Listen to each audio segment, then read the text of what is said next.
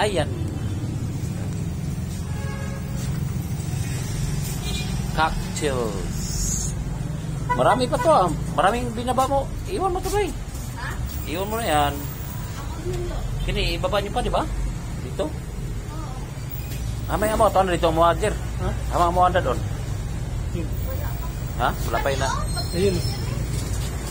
Isang ano dyan. Tagilang palat na magaling daw. Ayan. Ano naman yun? Magdala doon ng Ross? Ano? Yeah. Dito lang? Dito ng Ross lahat? Oo.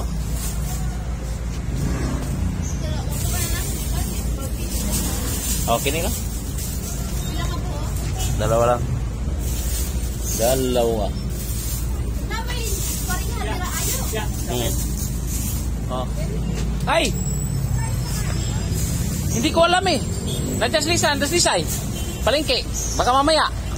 Bigay yan sa'yo. Hindi ba po nakabayad eh? Kuya, sabi ko kay Kuya, saka nag-message ako sa kanya na last day kahapon. Oo.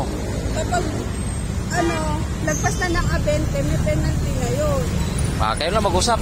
Bahala na. Sabi ko naman sa kanya Oo. yun. Tapos ilang beses kong biniling din kay Kuya Jerry. Mm. Kasi nung Sabado, pumunta ako dito. Mm. Sabi niya, wala pa daw yung chicken. Wala. Kaano lang eh. Kaya Martes ngayon, di ba? Unang message ko sa kanya, ate, meron na po ba? Sabi niya, bibigyan mo ako hanggang bago mag-18. Oo, wala eh. Ano lang, kahapon ng tanghali. 20 Oo. naman. Mm. Sabi ko, sige, Sabado, bumalik ako ulit kay Kuya. Oo. Tapos sabi niya, yun nga daw, wala pa daw yung check, baka lunes na. Sabi ko, ate, okay lang. Kahapon ng tanghali namin na ano pa.